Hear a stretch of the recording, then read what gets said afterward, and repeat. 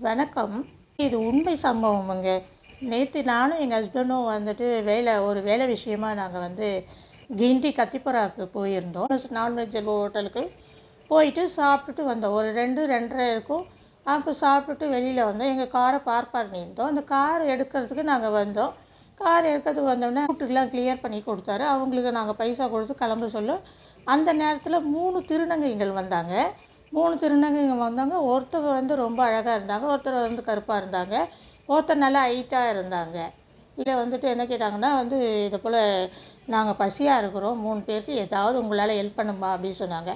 சரி ஓகே, பசியாக இருக்காங்களே சொல்லிவிட்டு நான் வந்து எங்கள் ஹஸ்பண்ட் கையில் 100 கேட்டேன். நான் 100 கேட்டேன்னா அவர் என்ன 100 தான் வச்சுருந்தாரு. 100 கொடுத்தாரு. அவங்க கையில் கொடுத்துட்டு, இந்தாங்க இந்த காயின்ஸை வந்துட்டு நீங்கள் உங்கள் பேக்கில் வச்சுக்கோங்க, உங்கள் கையால் வாங்கக்கூடாது அப்படின்னு சொன்னாங்க. ஆசீர்வாதம் பண்ணுறேன்னு சொன்னாங்க. சரி ஏதோ ஒன்று ஆசீர்வாதம் பண்ணிட்டாங்க. அதுக்கப்புறம் வந்துட்டு உங்கள் பேக் எடுங்க, பர்ஸ் எடுங்கன்னு சொன்னாங்க. பேக்கு பர்ஸு எதுக்குங்க, கையில் கொடுங்க. இல்லை கையில் வாங்கக்கூடாதுமான. சரி அவங்க ஏதோ நல்லது தான் சொல்கிறாங்க போலதுன்னு நினச்சிட்டு நானும் கீழே இருக்க பேக்கை எடுத்துகிட்டு காட்டினேன். காட்டினோன்னே அவங்க வந்து எல்லாத்தையும் ஒன்றுக்கு 3 தடவை வந்து ஆராய்ச்சி பண்ணுறாங்க. பேக்குக்குள்ளே கையை விட்டுட்டு, பேக்குக்குள்ளே எனக்கு எதுவுமே இல்லைன்னொடனே, பர்ஸு இல்லைன்னொடனே அவங்க என்ன சொன்னாங்க, பர்ஸ் எடுங்க, பர்ஸில் தான் வைக்கணும் இந்த காயின்ஸ். ₹1 2 நாங்கள் வந்து பர்ஸு யூஸ் பண்ணோம். சரி எங்கள் ஹஸ்பண்ட் கையில் இன்னொரு திருநகை போயிட்டு அவங்களோட பர்ஸை எடுக்க சொன்னாங்க. அதுக்குள்ளேயும் இந்த அம்மா என்னை பார்த்துட்டு இருந்த அம்மா அந்த அம்மாவுக்கு என்னது சைகை காட்டுறாங்க. பர்ஸை பாரு அப்படின்னு சொல்லிட்டு ஒரு ₹200 தான் வச்சுருப்பாரு. அவரும் இப்போ காட்டுறாங்க. அந்த அம்மா தேட எதுவும் இல்லைன்னு தெரிஞ்சவுடனே இந்த காசை கொடுத்துட்டு போயிட்டாங்க. அப்போ அந்த அம்மா வந்து என்னை பார்த்து அந்த அம்மா வந்துட்டு அவங்க கீழே சொல்லுது, ஒன்றும் இல்லை பேக்கில் அப்படின்னு சொல்லிட்டு.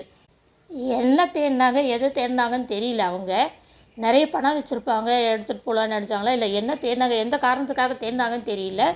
ஆனால் மக்களை உஷாராக இருங்க. இதை போல் வந்துட்டு நான் பைசா கொடுக்குறேன், பேக்கில் கொடுக்குறேன், கையில் பர்ஸில் வைக்கிறேன்னா நீங்கள் எந்த காரணத்தை கொண்டு பேக்கையோ பர்ஸையோ திறக்காதீங்க. அவங்க எடுத்துகிட்டு ஓடி போயிட்டா கூட என்ன பண்ண முடியும்?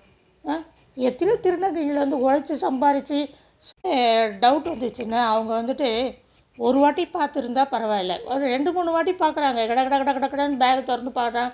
பேக்கில் ஒன்றும் இல்லைன்னா பர்ஸை எடுமான்றாங்க. அப்புறம் எங்கள் வீட்டுக்காரர்களே ஒரு 2 பர்ஸ் வச்சுருந்தார், 2 பர்ஸும் எடுத்து காட்ட சொல்கிறாங்க. காட்ட சொல்லிவிட்டு அதுக்கப்புறம் இந்த காலத்தில் வந்துட்டு உதவி செய்யறதுக்கு கூட பயமாக இருக்குது. என்ன அதனால் வந்துட்டு உழைச்சி சம்பாதிச்சு சாப்பிடுங்க. மற்றவங்கள வந்து ஏமாற்றி பொழைச்சி ஏதாவது திருட்டுத்தனம் பண்ணணும்னு நினைக்காதீங்க ப்ளீஸ்.